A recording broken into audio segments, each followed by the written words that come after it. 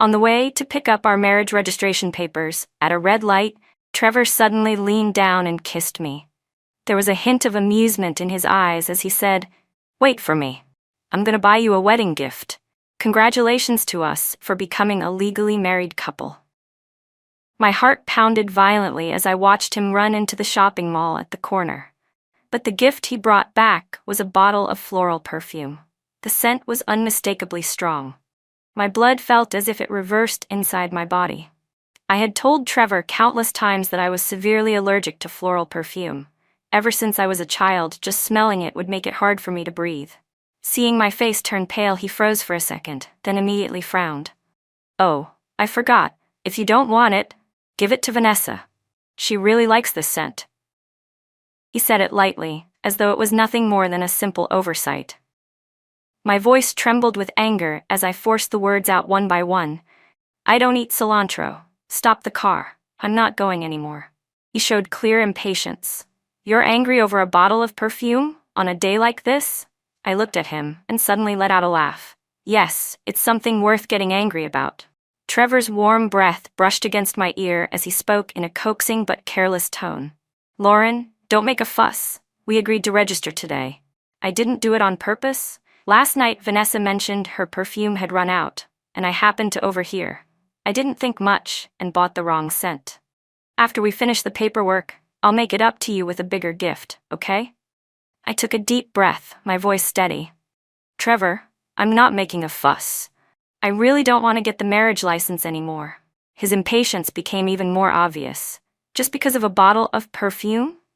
Lauren, when did you become so unreasonable?" My eyes fell on the perfume bottle as I curled my lips in a mocking smile. "Fine, let's say I'm unreasonable. Vanessa mentioned it casually once and you remembered. I emphasized it for 15 years. Every single time I smell it, I end up in the emergency room, yet you forgot. I honestly don't know whether I should praise you or criticize you. I had been with him since I was 13. I was 28 now. 15 years. Vanessa had only appeared 1 year ago, yet she had already turned those 15 years between us into a joke. I remembered the provoking message she sent me last night. Lauren, do you really think you can register your marriage with Trevor tomorrow? Keep dreaming. He never loved you. At the time, I thought it was just some malicious prank. Now, looking back at who sent it, everything was obvious. She had indeed gotten what she wanted. I didn't say another word and reached for the door to get out, but Trevor immediately locked it again, stepped on the gas, and dragged me straight to the civil affairs office. The moment the car stopped, I pushed the door open and stepped out, taking out my phone to call a ride. When Trevor saw what I was doing, a smug expression flashed across his face. "Getting out that fast? I knew you were still eager to register with me. I don't even know what all that fuss earlier was for." I lifted my head and looked at him coldly. "I'm not making a fuss. I'm not registering today. I'm calling a ride home." Trevor's expression turned completely cold, his eyes full of warning. "Lauren, even if you're angry, there's a limit. Everyone in Riverdale knows we're registering today. Do you want both the Trevor family and the Carter family to lose face?" I was about to respond when a sweet female voice sounded beside us. "Mr. Trevor, and congratulations, Lauren. I just knew the two of you would be all sweet and happy today." Vanessa stood there in a white dress, her eyes fixed directly on me. Trevor turned and handed the perfume to her, his voice softening. "You came at just the right time, Vanessa. It's for you." I originally meant it as a surprise for Lauren, but she got upset over it. Vanessa covered her mouth in feigned surprise, her eyes full of innocent confusion as she looked at me. "Oh, it's my favorite scent, but I can't accept it." "He bought it for you, Lauren. Please don't misunderstand. It's true that I used this scent, but I didn't know Mr. Trevor would buy it. Don't be upset with him because of this, okay? Or else I might feel like I misunderstood something." I let out a cold laugh and cut her off. "Misunderstand that he doesn't care about me at all and only cares about you? Or misunderstand that the two of you are so in sync you intentionally chose today, our marriage registration day, and had him buy the exact scent you like just to provoke me?" My stomach twisted violently. The joy I had felt earlier shattered like glass crashing to the ground. I let out a cold laugh. "One of you gives it away so casually, and the other accepts it so naturally. The two of you really are a perfect match. Why don't the two of you go in and get this marriage license instead? You'll even save $9 on the registration fee." Trevor's expression darkened instantly as he pulled Vanessa behind him. "You're going too far. Vanessa is just my assistant. How can you damage her reputation like that? Apologize to her. Now." I let out another cold laugh and turned to leave, but Trevor blocked my way. "Lauren, I told you to apologize. Did you hear me?" Vanessa tugged gently on his sleeve, her voice trembling as if she was about to cry. "Mr. Trevor, please don't argue with Lauren because of me. I don't mind a little grievance. As long as it doesn't affect the relationship between the two of you, that's enough. Lauren probably just misunderstood me." Misunderstood? Vanessa had been a poor student I sponsored for 4 years. The first time I met her, she wore faded clothes and stood timidly outside the door, too shy to even look up. I treated her like my own sister. I bought her new clothes, took her around Riverdale to eat, encouraged her so she could face life with confidence. After she graduated, she called me crying, saying she couldn't find a job. Out of pity, I let her move in with me, covered her food and living expenses, and used all my connections to help her find work. But every time, she was rejected for various reasons. In the end, because I felt sorry for her, I begged Trevor to let her join his company as an assistant, starting with the simplest tasks. But ever since she entered Trevor's company, everything changed. During the anniversary dinner between Trevor and me, he abruptly left halfway through because Vanessa called, saying she was working overtime alone at the office and felt scared. Another night, when I had a high fever and needed him to take me to the hospital, I called and heard Vanessa's coquettish laughter in the background. He said she had been forced to drink at a business dinner and needed someone to take her home. There were countless incidents like that. I wasn't blind. I had suspected things before. But every time, Trevor brushed it off with, "She's just a young girl new to the world. Don't be petty." Now that I thought about it, I was unbelievably stupid. Just as I was spaced out, Vanessa suddenly leaned close to my ear and whispered mockingly, "Lauren, you really are useless. You can't even keep your own man. 15 years? So what? In the end, you still lose to me."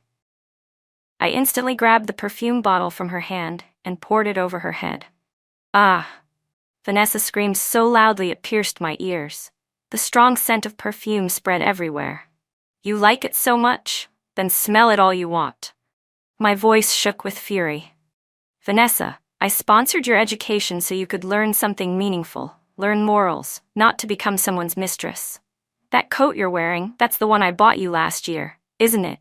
You wear the clothes I bought, use the gifts I received, and now you want to steal my man. Tell me, is there anything you use that actually belongs to you?" I threw the empty bottle aside, my chest rising and falling violently as my allergic reaction made it hard to breathe. Trevor shoved me hard, my head slammed into the flower bed on the sidewalk. "Lauren, are you insane?" His voice was icy. Vanessa was only being kind and considerate toward us. "Did you really have to humiliate her so viciously? How did I never realize you were so petty? Even an innocent assistant like Vanessa can't escape your jealousy. The Trevor family does not need a woman like you stepping through our door." I staggered to my feet, swallowing the tightness in my throat. Don't worry, I never wanted to step into the Trevor family's house. As for her, I pointed at Vanessa trembling in his arms. She's the one desperately trying to force her way in. My words infuriated Trevor. His face twisted with anger. "Fine, very good. Lauren, I'll ask you one last time, do you really not want this marriage license?" "Trevor, you really are pathetic. I told you from the beginning I wasn't getting it. You asked 3 times because no one wants you. Is that it?" "It's your own fault, Lauren," he snapped. Then Trevor turned to Vanessa, his voice suddenly soft and affectionate. "If she doesn't want it, Vanessa, would you be willing?" Vanessa's eyes lit up as she spoke weakly. "Mr. Trevor, but what about Lauren?" Trevor let out a cold snort. "Her, a woman almost 30 with that awful temper and stubborn attitude? Without the Trevor family backing her, who do you think would marry her? I think she's only fit to marry some old man in his 70s or 80s. After saying that, he deliberately turned to look at me. I wiped the blood from the corner of my mouth and smiled brightly at them. Then let me congratulate the two of you in advance. May you enjoy your little newlywed happiness. A perfect pair. Trash and scum. Please stay chained. Trevor's face stiffened, his eyes sharp as he glared at me before pulling Vanessa's hand and storming toward the marriage office. At that moment, the car I had called arrived. The driver leaned his head out and asked, "Are you Lauren, the one who ordered the car ending in 2345? Yes, I opened the door and got in. The car rolled forward, leaving that disgusting pair of dogs behind. Goodbye, Trevor. Goodbye to my 15 years of youth. When I arrived at the apartment Trevor and I lived in, I pulled out my suitcase and began packing. I didn't have much. 15 years of feelings fit just enough to fill a single 24-inch suitcase. How pathetic. When I got to my desk, I saw a metal lockbox, Trevor's so-called treasure box. He had never allowed me to touch it. I didn't even know why I pressed the code button. My birthday? Wrong. Our anniversary? Wrong. Trevor's birthday? Wrong. My hands trembled as I typed in Vanessa's birthday. Click, the lock popped open. I had expected the end, yet my heart still tightened painfully. Inside was a thick stack of letters, all written in Vanessa's handwriting. The first letter was from when she was in 10th grade, thanking me. Lauren, thank you for helping me. I'll study hard and won't disappoint your expectations. Trevor had been sitting beside me back then. You're so busy, you don't have time to write back. Let me write for you, he said. From then on, every reply between me and Vanessa had been written by Trevor. I read each letter, one by one. From the early thank yous to sharing little things about her daily life, and gradually, hidden between the lines, the budding affections of a teenage girl. Trevor, thank you for replying to my letter for Lauren. Your handwriting is so beautiful, more beautiful than even the most talented teacher at my school. Receiving your letters is the happiest moment of my day. Trevor, it's snowing here, it's so cold. If only I could have a cup of ginger tea you made. You said Lauren doesn't like the smell of ginger. That's too bad, it's my favorite scent. Trevor, today I was bullied at school. They said I'm an orphan with no parents. I felt so sad, and I only dared to tell you. Please don't tell Lauren, I don't want her to worry. Trevor, you said I'm the only light in your black and white world. But really, you're the one who's like the sun, brightening my whole youth. I'm graduating soon. You said you would wait for me. Is that true? And Trevor kept all those letters locked in a safe, even writing drafts of his replies on the backs of the pages. Vanessa, it's cold. Make sure you stay warm.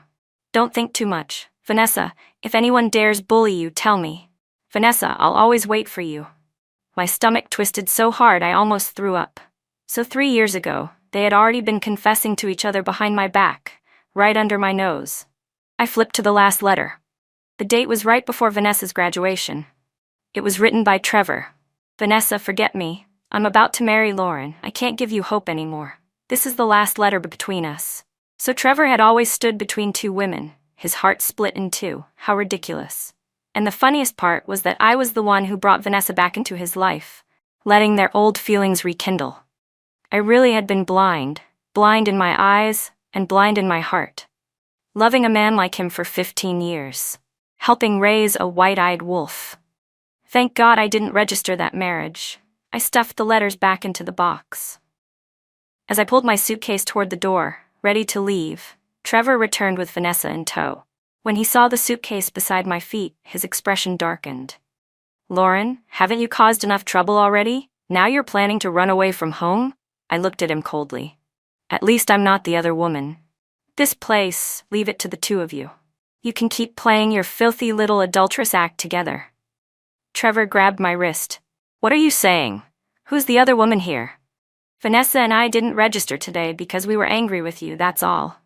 I yanked my hand out of his grip. My voice dripped with mockery. Oh, you didn't register? But you already brought her home? Mr. Trevor is really in a hurry, isn't he? Planning to consummate the relationship first and deal with the paperwork later? Lauren, watch your mouth, Trevor snapped. I brought Vanessa back here because of you. Look at what you did to her today. Her house keys were left at the office. Was I supposed to let her sleep on the streets? I think the streets are cleaner than your place, I said flatly, pulling my suitcase and heading toward the exit. Trevor blocked me once again.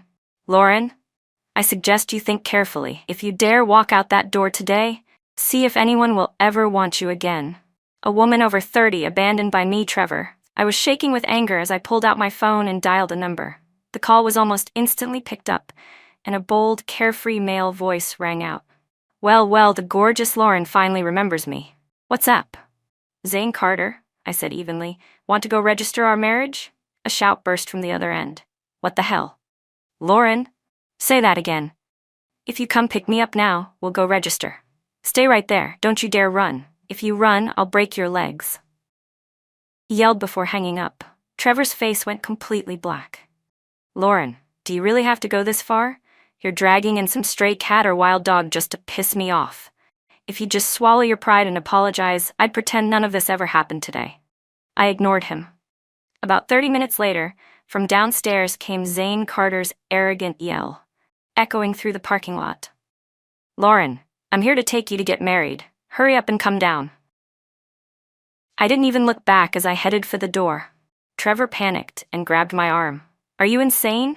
You actually want to marry that broke nobody who crawled out of God knows where? I smiled softly. Yes, and who told you he's broke? The moment I finished speaking, a deafening car horn blasted from below. Trevor's face turned a shade darker. His grip on my wrist tightened. Lauren, don't push me. Trevor, you're the one pushing me. I said as I pulled my arm free and walked out without hesitation. Downstairs, a full line of black Rolls-Royce Phantoms was parked neatly in front of the building. Zane Carter leaned against one of the cars, a cigarette between his lips but unlit. When he saw me, he tossed the cigarette aside and hurried toward me. What took you so long? If you didn't come down soon, I was about to storm up and snatch you myself. One of the bodyguards took my suitcase from my hand. Zane removed his suit jacket and wrapped it around me carefully. It's windy tonight, don't catch a cold. At that moment, Trevor and Vanessa also came running downstairs. When Trevor saw Zane, his pupils shrank. Mr. Carter, what are you doing here? Zane pulled me firmly into his arms. I'm here to pick up my wife. Do you have a problem with that, Mr. Trevor? Recognition finally dawned on Trevor's face. No wonder he found the name familiar earlier. Zane Carter? The Carter family heir from Capital City. A man whose slightest move could shake the business world. Trevor never imagined that the stray cat he mocked would actually be that Zane Carter. You two, Trevor pointed at us, shaking with rage, unable to form a complete sentence. Zane looked down at me gently. Did you bring your household registration book? I nodded. Yes. Then what are we waiting for? Zane took my hand and guided me toward the car. Let's go, sweetheart. We're getting our marriage license. The car door closed behind us. Through the car window, I saw Trevor's face, stiff and empty, as if his soul had been sucked out. Photos taken, forms filled, vows spoken.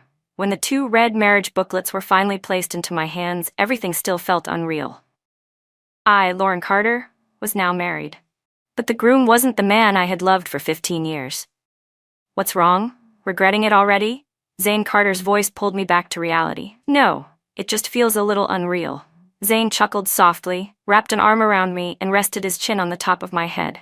It'll feel more real with each passing day, Lauren. Welcome to my world. The news of my marriage to Zane spread through the upper circles of Capital City overnight. Everyone was shocked. Who didn't know that Trevor, CEO of the Trevor Group, and his girlfriend Lauren had been together for 15 years and were supposed to register their marriage? Yet I had turned around and married the heir of the Carter Group instead. Trevor instantly became the biggest laughingstock in the entire social circle. They said the Trevor Group stocks plummeted for 2 days straight because of it. And I had suddenly become the wife of a billionaire. That night, Zane took me to a penthouse in the city center. He said it was our new home. Our married life, though unexpected, turned out more harmonious than I imagined. Zane was extremely busy, but no matter how late he worked, he always came home. He remembered all my preferences and allergies. Every meal the housekeeper prepared strictly avoided anything I was allergic to. He never brought home anything with strong floral scents. He didn't even mention the word perfume. He would quietly apply a cold compress to the back of my head, where Trevor had injured me. When I slept, he would read the books I casually left on the shelf. He didn't tell me, but later he would casually bring up the content while I was watching TV. He gave me a sense of safety I'd never had before. We still slept in separate rooms, respecting each other like two roommates. I knew he was waiting for me to let go of the past, waiting for me to open my heart to him completely. Meanwhile, Trevor began calling me nonstop. I blocked every number. He changed numbers and texted me. "Lauren, I know I was wrong. Please come back. I threw away that perfume already. I fired Vanessa too. Stop being angry. Lauren, you're not serious about Zane Carter, right? You're just angry. Come home. Let's start over. 15 years of love can't just be thrown away." 15 years of love? Where was that 15 years when he repeatedly ditched me for Vanessa? Where was that 15 years when he bought her the perfume that could have killed me? Where was that 15 years when he pushed me to the ground and called me vicious, saying I wasn't worthy of his family? Where was that 15 years when he stored their love letters in a safe like treasures? It was too late now. Without hesitation, I blocked his new number as well. A week later, when I returned to the company to finalize my resignation, Trevor blocked my path at the office entrance. The moment he saw me, his eyes lit up as he reached for my hand. "Lauren, you finally came. I've been waiting for you."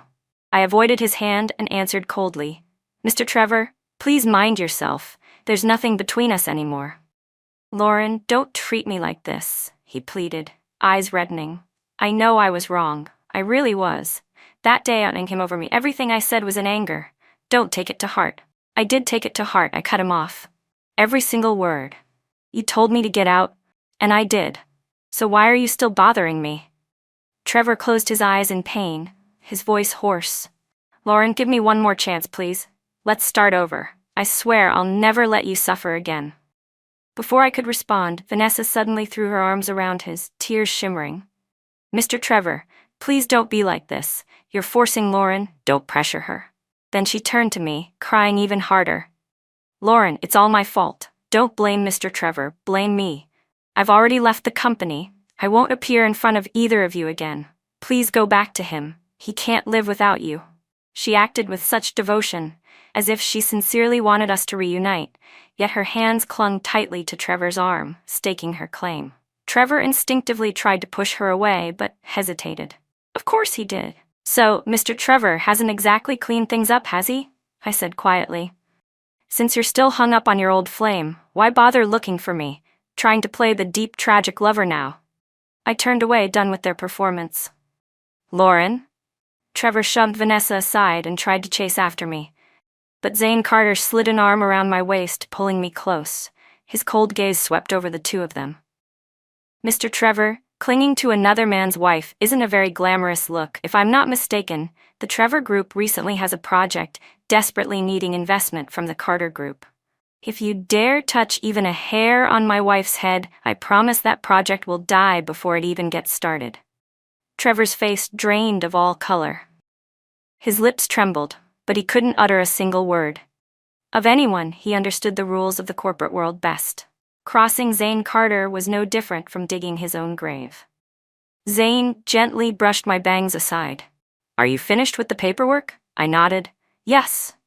"Then let's go. I'm taking you somewhere." He wrapped an arm around me and walked past Trevor as if no one else existed in the world. Zane took me to a horse ranch on the outskirts of the city. He said it was one of his wedding gifts to me. I was slightly surprised. "How did you know I like horseback riding?" It was something I'd loved long ago, but when I was with Trevor, he hated the smell of the stables, so I had stopped for years. Zane's laugh was soft, with emotions I couldn't decipher hidden in his eyes. "I've remembered everything about you." That afternoon, I galloped freely across the open fields, the wind whipping past my ears. All my anger, all my grievances, all the suffocating frustration, I let everything go. That night, we stayed at the lodge next to the ranch. I sat wrapped in a blanket on the rug, staring at the flickering flames, lost in thought. Zane came up behind me and pulled me into his arms, resting his chin on my shoulder. "What are you thinking about?" "I'm wondering if I'm dreaming," I said softly. "Everything feels so impossibly good." "Lauren," he murmured, "this isn't a dream." He paused. "Do you know why I married you?" I shook my head. "Because I like you. I've liked you for a long time." His voice dropped, warm and steady. From the first time I saw you at the university debate competition when you were a judge, sharp, brilliant, glowing, I've liked you since then. I learned everything about you. I knew you sponsored a student named Vanessa. I knew you had a longtime boyfriend named Trevor. I didn't dare disturb you. I could only watch from afar. My heart tightened. I even pretended to be Trevor, Zane continued quietly, and replied to Vanessa's letters on his behalf, just for a chance to be a little closer to you.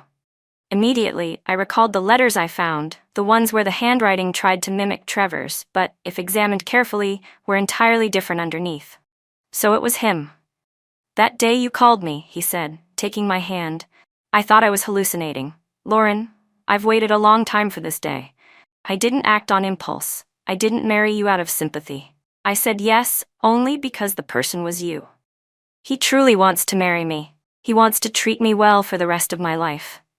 I didn't know when the corners of my eyes had grown wet.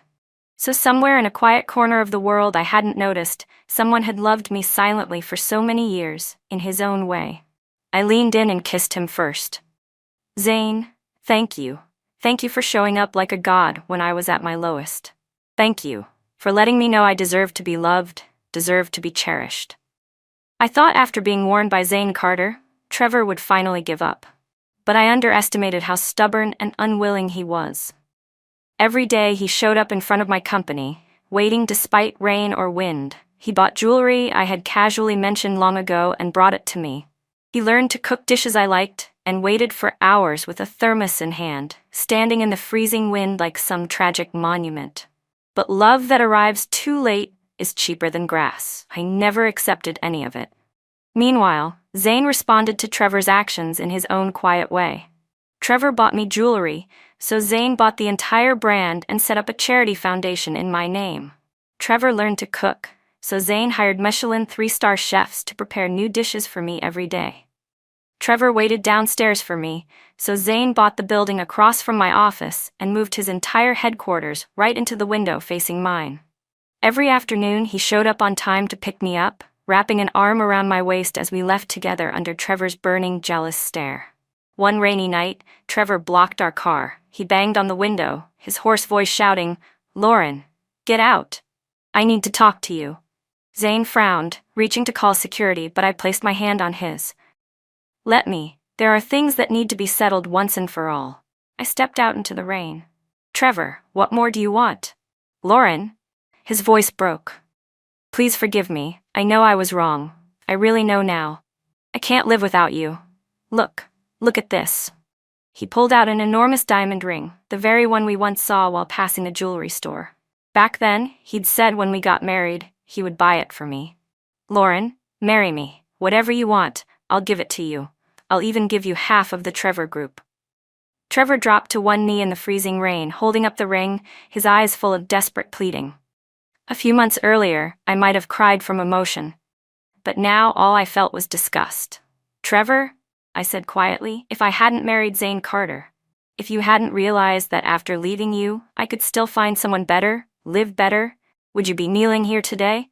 Trevor opened his mouth but couldn't speak. "No, you wouldn't," I answered for him. "You would have been thrilled, relieved, to have kicked aside a 30-year-old woman so you could openly stand next to your sweet, innocent little assistant. Vanessa, the one you really love, was never me, Trevor. You loved the version of me who obeyed you, who treated you like her whole world, who made you feel like a king. But when the accessory you thought you owned stepped out of your control and shined brighter than you mistook possessiveness and humiliation for love." I looked at him coldly. "Stop lying to yourself. Keep your cheap devotion. It's filthy." I turned to leave, but Trevor lunged forward and wrapped his arms around me from behind. "I won't let you go. You belong to me. You'll always belong to me." Before I could react, Zane Carter kicked him hard in the stomach. Trevor fell to the ground, clutching himself in pain. Zane shrugged off his coat and wrapped it around me tightly as he pulled me into his arms. "Touch her again, just try it." Trevor lay trembling on the wet pavement. "Lauren, come back." I leaned into Zane's warm embrace. Inside, all I felt was an endless sorrow. For a man like that, I had wasted 15 years of my life. "Lauren, you really were blind in your eyes and blind in your heart." After that night, the Trevor Group collapsed completely when the Carter Group withdrew its investment. Internal chaos exploded. Major shareholders joined forces to pressure Trevor, leaving him with no way to recover. As for Vanessa, she clung to Trevor even more desperately, trying to use the chance to climb her way into becoming the Trevor family's young mistress. But Trevor didn't even spare her a single glance. Vanessa even used the excuse of being pregnant to run to Trevor's parents' home and make a scene. Unfortunately for her, they weren't fools. They already knew everything. They hated the woman who had destroyed the alliance marriage between the Trevor family and the Owen family. They immediately had her thrown out of Capital City and banned from returning. Karma is poetic. Vanessa's dream of marrying into a wealthy family vanished like smoke. When I heard the news, my heart didn't ripple at all. Those people and those events were already from a previous lifetime. Now, the only things that mattered to me were my husband and the child we were about to welcome. Yes, I was pregnant. In that little lodge, we finally became husband and wife in every sense. And on my birthday, I learned I was carrying a child born from our love. When I saw the 2 red lines, Zane lifted me and spun me around 10 times, laughing so hard he couldn't close his mouth. From that day on, I became someone under absolute protection. If Zane Carter could have carried me around in his pocket, he would have. For company meetings, as long as he could attend online, he refused to let me go anywhere near the office. The floors were covered in thick non-slip carpets. Even my water cup was replaced with a silicone one so it couldn't break. When I teased him for being overly cautious, he simply said with a straight face, "That's the life of my wife and my son. How can I not worry?" I gently stroked my belly where a small life was growing and couldn't help smiling. This was the life I had wanted. My expected due date was early autumn. That day, Zane stayed by my side the entire time. When our baby's cry filled the delivery room, that man, always strong and composed, cried like a child. He held my hand and whispered over and over, "Honey, thank you. You worked so hard." Our son's nickname was an Ann, Ethan Carter, a wish for him to live a peaceful and joyful life forever.